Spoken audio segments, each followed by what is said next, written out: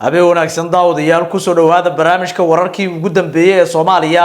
qodobadan uu caawa idin kula wadaagi doono hadii Allah awood la qadaro waxa kamid ah madaxweynaha Puntland Saciid Deni oo maanta afka furtay si adagna kaga hadlay xaaladda magaalada Gaalkacyo sheegana inuu jiro laba cadow oo ay Puntland leedahay haddaba waxaan idin soo gudbin doonaa madaxweyne Saciid Cabdullaahi Deni iyo khudbadii la yaabka lahayd ee uu jeediyay muxuu ula jeedaa labada cadow ee Puntland leedahay barnaamijkeena ayaynu ku jeexjeexi doonaa falcelin ka dhalatay khudbadii madaxweyne Saciid Cabdullaahi Deni sidoo kale waxaan idin soo gudbin doonaa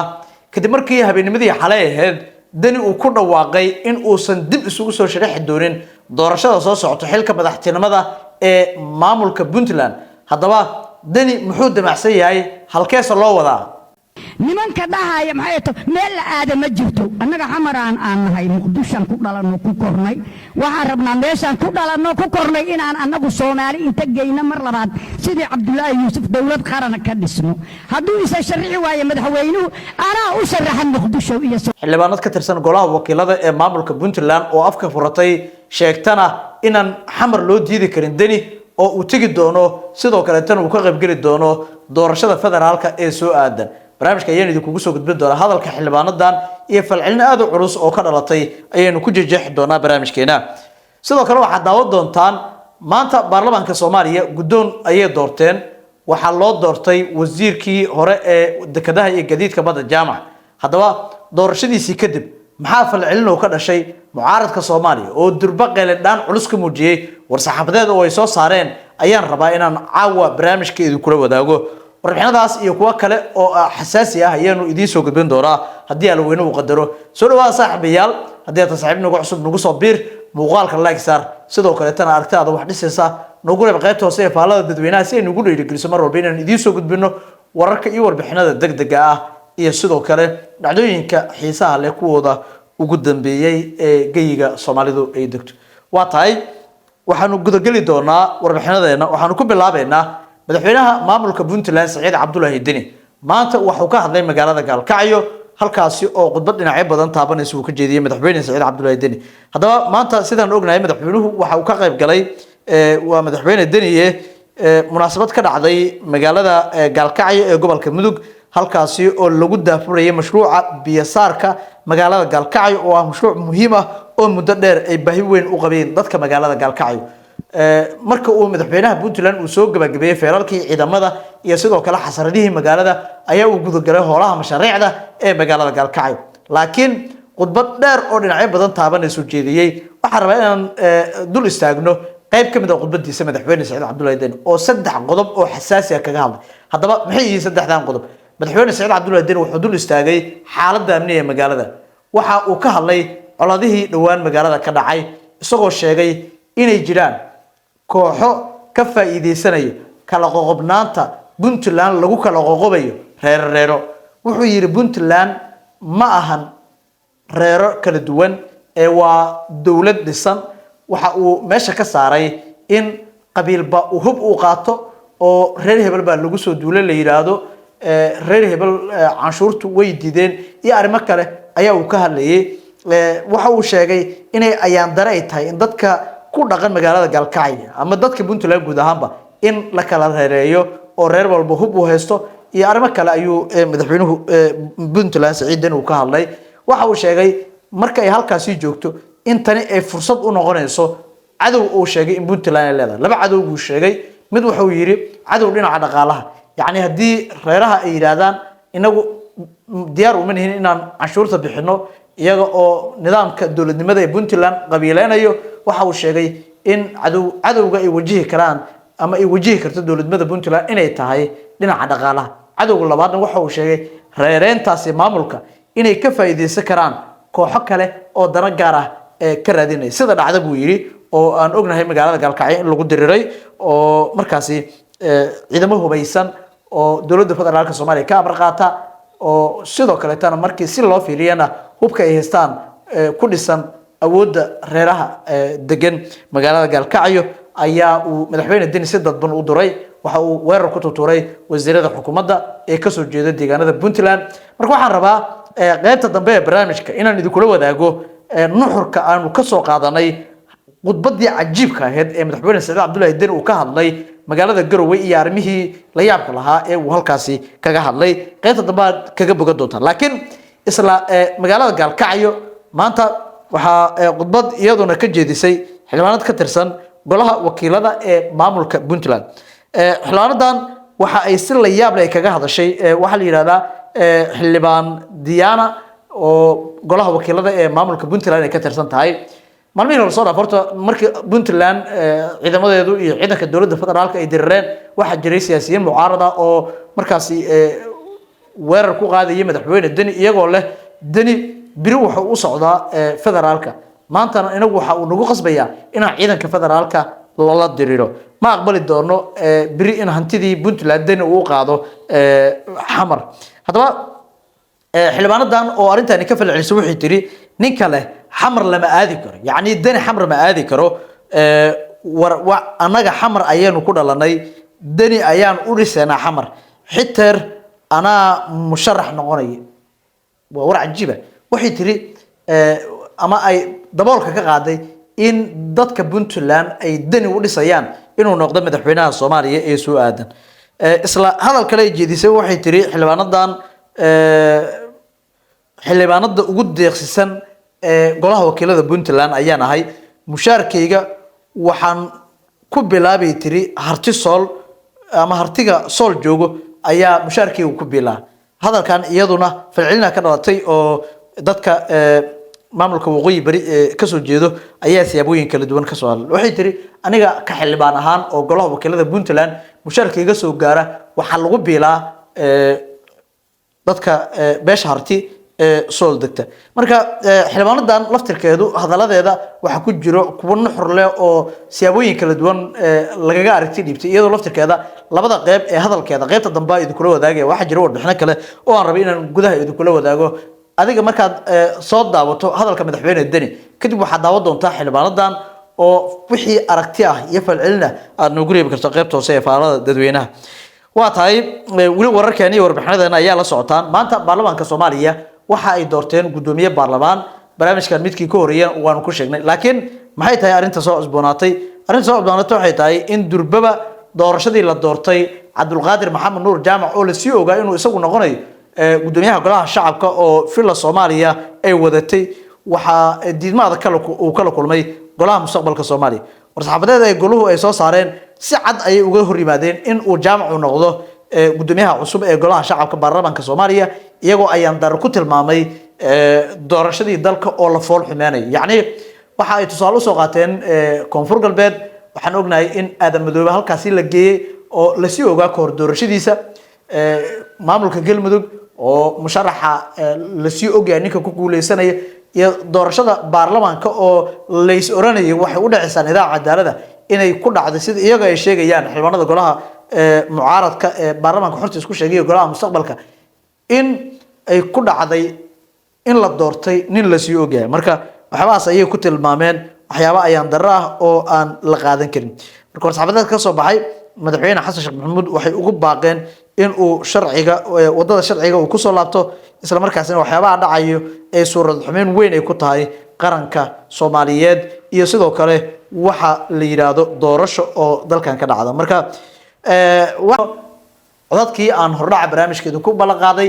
madaxweyne Deni ayaa daawo doontaan kadibna xildhibaanadan oo xildhibaandiya ayaa ku xigi doonto oo hadallo la yaab la jeedisay sheegtana in hartiga sool mushaarkeeda ay ka qaadato golaha wakiilada Puntland ay ku biisho dhinaca kale tana Deni inay musharax ahaan ay u sharxayso doorashada xamar ee soo aadan artada hoos ayaa nagu reebi kartaa bal ila daawo xildhibaanadan iyo madaxweyne Saciid Cabdullaahi Deni khudbadu jeediyay insha Allah inaad keeni doontaan haddii Ilaahay idmo runtii waxaan isleeyahay Puntland guud ahaan iyo gaar ahaan magaalada Gaalkacyo waddo wanaagsan ayaa muuqato inay cagta saartay in dadku ka wada shaqeynayo amniga inuu ka shaqeynayo horumarka wada jirka waxyaabaha yaryar oo naga dhiman oo maaragtay aad loogu celceliyay oo ammaanka ka dhiman ama horumarka ka dhiman ama magaalada ka dhiman maalin kaliya ma dhammaan karaan way soconayaan laakiin waxaan runtii rajaynayaa wada shaqeyn buuxda inay yeeshaan heer degmo heer gobol iyo dawladda oo dhan waxaan si gaar ugu mahadcelinayaa xildhibaanada iyo wasiirada gobolkan ka soo jeeda oo runtii mashruucan lafdhabar u ahaa marar badan u yimid isku dayay inay mar walba wixii uu talo ah iyo wixii qaaraan ah ama shakhsi ah ama dowladda dhexe mar walba golayaasha ama baarlamaanka ama wasiirada mar walba soo bandhigayay iyadana runtii aad baan ugu mahad celinayaa wasaaradda howlaha guud oo runtii marar badan halka u soo dirtay tiimam kala duwan oo waqti badan gelisay oo sharar badan qabatay iyadana waxaan rabaa iyadaan uga mahad celiyo shaqada ay qabatay iyo dhammaan intii wax ka qabtay mashruucaas biyasaarku oo sida hadda la sheegay la yiri 2023 biyihii daa wili qayb fadhida runtii waa waxa weeye waa emergency wax khatar weeye sida loo deganaan karaa adag caafimaadku hadduu halis galo noloshoo dhan baa halis galaysa marka cudurradu way badan yihiin cadowgu waa badan yihiin de cadowga hadda cadowga amniga wax yeelaynaya iyo midka caafimaadka wax yeelaynaya iyo midka maaragtay si kale dadka wax u yeelaynaya kulli waa cadow de maalinba mid in la qabto u baahan yahay marka insha Allah taala waxaan rajaynayaa in laamaha amniga ana gacan xoog la siin doontaan dhaqanka dawladnimada inaan wax ka bedelno marar badan baan ku celcelinayaa Puntland beela maahan Puntland waa dawladnimo ablaynteena waa inay noqotaa hadda bulshada si isu raacsan tahay ganacsato culumo wadada inaan qaadnaa fiican laakiin haddii intii ganacsatada kala saartaan oo reer hebel u saartaan hadda kuwa hoosta ka baxaayo inta marmarsiye ka dhiganayo oo dhahayo ninkiina adeerkaya wax bixishaanuma wax bixinayo taas sax ma noqonayso waxaan rabaa in habka laga bedelo oo bulshada la isku raaciyo sida isu leedahay maxaa yeelay midnimada ku hagaagaysa wax qabadkuna waa ku hagaagaya waxaan rajaynayaa insha Allah dhalinyaradu sidaas u abaabulan tahay haweenku sidaas u abaabulan yihiin culimadu sidaas u abaabulan tahay bulshadaas markay sidaa noqoto inaan la tacaarufo reero kala noqono ceeb ma aha nin walba waa magaciisu la mid yahay laakiin waxaan rabnaa waxa aan ku wada shaqaynayno inay noqoto qaybaha bulshada sida ay kala tahay waxaan rajaynayaa insha Allah doorka ugu weyn oo isimadu ay leeyihiin waxa weeye inay bulshadan isku mideeyaan oo ay wadaan nabadoonnadu doorka uu leeyahay waxa weeye wixii reer ahaan hoos u gala inuu xal u keeno laakiin marka wax qabadka la aadayo waxay u baahan tahay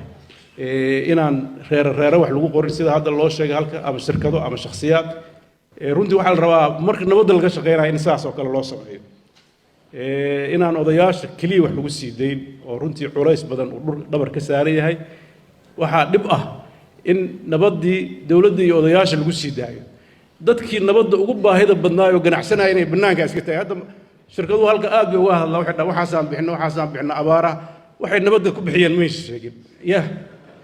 ma ku bixinayaan haddii la weydiiyo waa ogahay ways naqaanaa soo ma yah qaaraaba xaaraan u haysta haddii la dhaho waxaas bixiya marka caqligii hore ee dawladuhu fakshanka ay reeraha kala hayeen oo loo haystay inuu ninka kale reer kale ku duulayo waa dhammaantay wixii aad dawladda siisaan waa wax dadka wax loogu wada qabanayo marka waxaan rabaa ruuxadiina ganacsatoy inaad wacyiga bulshada iyo qaabka fakarka qayb ka qaadataan isbeddelkeeda magaaladan waa magaalo xasaas waa magaalo maamulka la degan yahay waa magaalo xuduudeedu ay dhowdahay Ethiopia xuduuddu waa 67 meelaha soo maaha waa meel aad u dhowdahay waynu garan karnaa marka duruufta ay ku nooshahay waxaynu u baahannahay annagana dawlad ahaan aan diyaar u nahay gaalkacyo inay yeelato nidaam amni iyo nidaam maamul oo gaar ah oo xeerinaya duruufahaas ku xeeran runtii dadkeeda waan uga mahad celinayaa dad firfircoon oo wax qabsada oo guud ahaan isbedelada Puntland ka dhacay tabarucooda waliba jaaliyadaha dibadda jira jaaliyadaha ugu horeeya ee mar walba gacanta ka geysta waa jaaliyada gobolka Mudug waana dad jecel degaankooda in wax laga qabto laakiin mararka qaarkood waxay la hakadaan gudiyo badan oo isdaba yaacay maaragtay gudiga qaarka nin baa reerkiisa la hadlayo waxba gudiga ha u dirin annaga naqaan meel kale geynayaan waxaasa badan waa reality jira cudurku guduhu ka tagaa oo dadka dibadda kala qaybiya marka waxaan qabaa gudahana inaan ka midowno danta guud u midowno midnimadan waxaa keenaya faqa in la joojiyo waxba la qarsan bannaanka la keeno haddii dadka la qanciyo oo bannaanka la keeno miyuu tuhun galaya qofka ma gelaayo marka habka xisaabtanka iyo maaragtay daahfurnaanta aan xoojinno weliba mashaariicda dadka ka wada dhexeeya aan waxaan qabaa sidaasna waan ku malaynayaa guddigan waana muuqata saasaa dhacday inay u muujiyaan hebel waxaas u baxshay hebel waxaas u baxshay kii wixii uu bixiyey halka imaanna waa inuu dabagalaa kii markii hore dhahay laguma arkaayo wax yar bixiyena waa inuu xisaabtamaa marka waa hore tartankii waxaa ka dhex bilowday wasiiradii iyo xildhibaanadii wasiiradii waa laga dheereeyey marka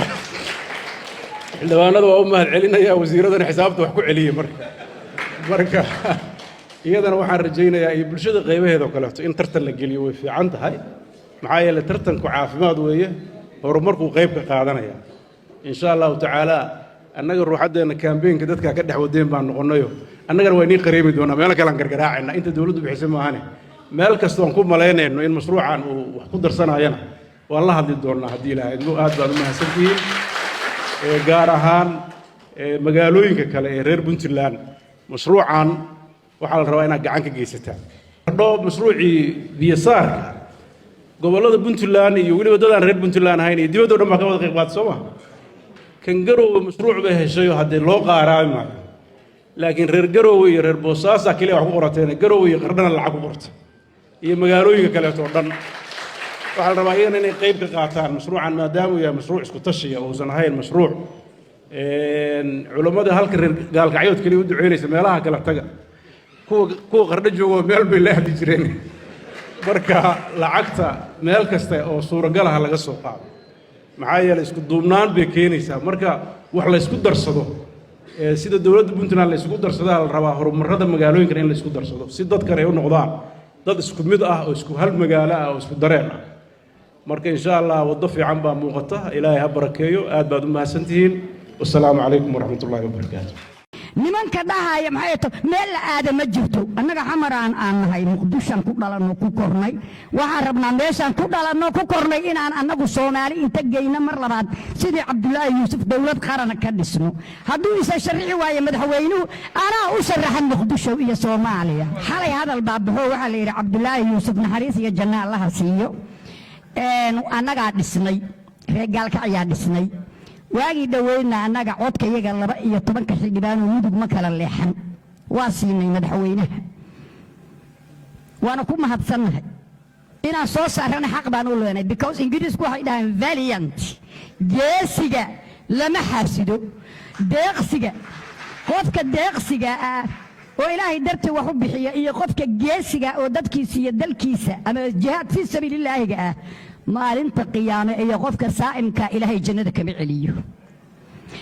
سعيد عبد الله داني مدة وهو يرنتان هذا لين مالنا وين أبتي ميقال بسي وحلا يمسي يعني وضن كان دفاعا مدحوينها أي مدحوينها كحجان كان مركز كسر هذا قف كسر دحابة هو الدفاع بدلا نتاجن ما يسكو أمانة يعني وأنا واجب إسارة وايد حسن كاد أركيسان وواحد أركتين عن كل جاي هو دمشقي عرورة غير كذا وايد أنا لكن سياسة أنا أول الكيدلة وهلب وما أركو